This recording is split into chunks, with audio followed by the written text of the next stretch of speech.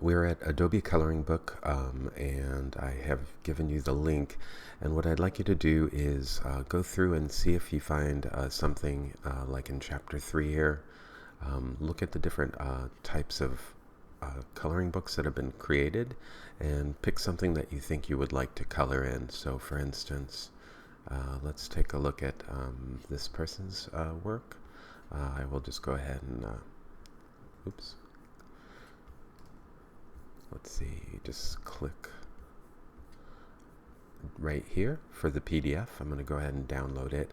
It's going to open in a different screen, and then what we'll do is you just click this download button, assuming that this coloring book looks like something you want to download. So taking a look, I might like to do something like this with the coloring book. So I'm going to hit the download link here.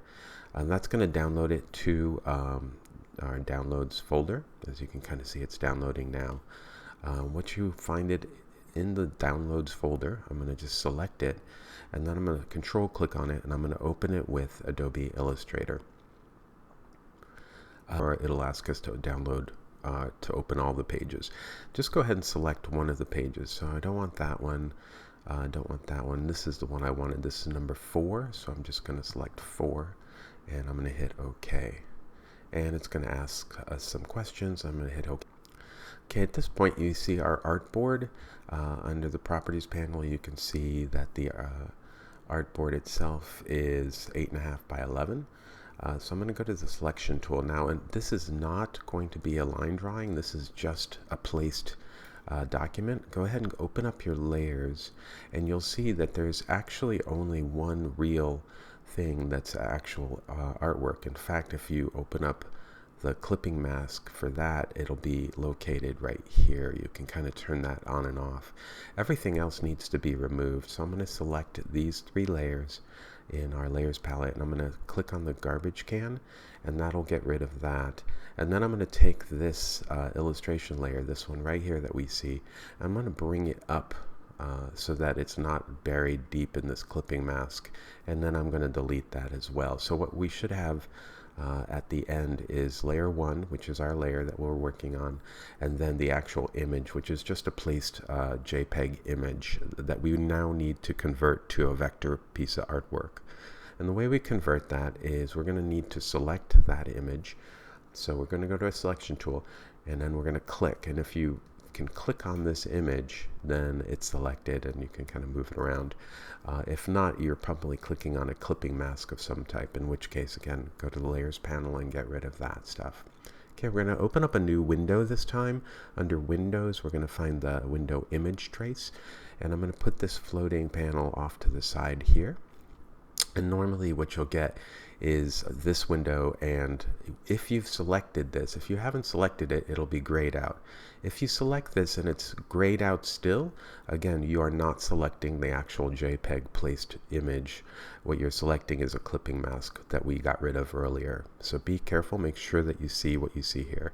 Now we will be converting this document. I'm going to zoom in so you can see. We're going to be converting this into an outline that we can actually paint in. So the way we do this is we're going to just click on the preview button because it's already set to convert this to a black and white document. That is perfect. We're going to hit OK. And what we'll see is this little line, and then at this point what you're actually seeing is an actual vector outline, and you can tell by just clicking from the selection tool to the direct selection tool and then clicking on objects once you've expanded. So you'll notice in the properties, we're going to move away from the layers tab to the properties tab. There's this expand button right here, and that will actually expand what we see. Now if you don't like what you're seeing because for whatever reason it's too light or too dark, you can adjust this threshold slider. As you can see, what this does is it tells everything that's gray to be white or gray to be black. So in the middle is normally where you want it, but if it's just not looking right, go ahead and move this around until it does look right. You'll see it gets thicker and thicker, the lines, as I move it up. So maybe a little bit heavier would be better for this image. Once you're happy with what you're seeing here, and again, there's many more things you could do. You can make this more curvy, those kinds of things. But for the most part, this looks okay with this black and white drawing. We're going to go to the expand button here in the properties panel, assuming that this is selected, and then we'll expand it. And at that point, you'll see, because we have the direct selection tool selected, that all these elements are in fact now paths, and they're all black paths and then white outlined paths as well. Okay, at this point my suggestion would be to go to File and Save As, so that you'll have something in case bad things happen. I'm going to save it to my desktop, and I'm going to call it, actually I'll just call it Adobe Coloring Book Chapter 3. Save and then hit OK. Okay, the next thing we're going to do is, we don't need this image trace window, so we'll close it back up, and I'm going to go to my selection tool here. Now, in order to use the Live Paint tool, you have to have something selected. So we're going to select some objects here. But before we start, let's make a backup copy of everything that we see here. So we're going to go to Layers, and then we're going to go to that group, and we're going to copy it. Actually, we'll just Control click on it. Going to copy it, and then we'll just Command V to paste it. So now we have backup in case we mess something up. We can always go back. So this will be our working sheet, and we're selecting it. It's on top. The other one's available underneath. This is original, RIG. Okay, and we'll just turn that off so that we don't see it, because otherwise it will be seeing it. You can even lock this one if you want, so that it doesn't no changes are made. Okay, so let's get started by using our let's open our swatches panel, because we'll be needing that. And the idea here is, I would like you guys to pick between 10 and 15 different swatches that you create that work with this image. So you're going to actually be putting those swatches somewhere inside of this artboard. Preferably, I would like them, and I need them all. Oh, look, it's kind of not on the artboard there. And I would love them all to be labeled. So what I'm going to do is just move this artboard, and maybe even make it a little bit smaller. Or move this artwork and make it smaller, because I'll need some space. And what I'll do with my direct selection tool is select this little Adobe icon and hit delete. And by the way, when I did that, did you notice it also selected the background? This background right here, if you double click on it, this is actually you can kind of see just a floating white square. So make sure, and you notice how we're double clicked into this compound path.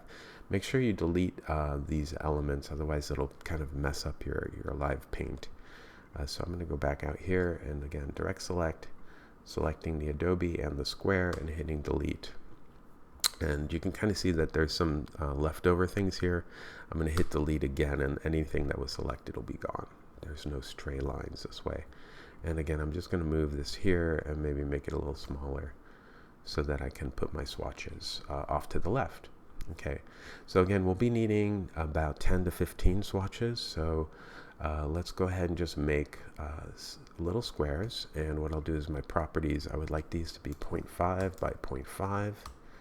And maybe I'll round the corner a little bit. So I'm going to zoom in and round these corners. And I want to make the fill, the outline black. So I'm just going to bring that up, and maybe 2 points would be great. Maybe 3, whatever you want. The fill is irrelevant, because we're going to be filling these with whatever color you decide to use. And then what I'll do is Option drag this one time.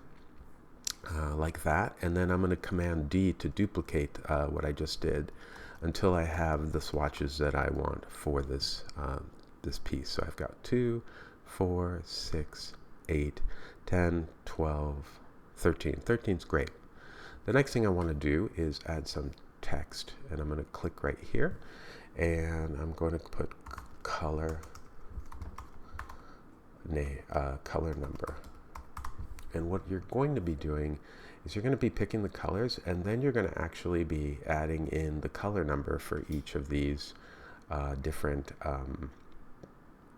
kind of lining it up here so it works for each of these different swatches. So if somebody wanted to recreate what you have, they could easily just use that color number. And I'm going to duplicate this, making careful it just kind of snaps. And then because it snapped and I know that I option dragged it correctly, I can just use Command D and that will line up perfectly with the swatches that I have because of the same system that I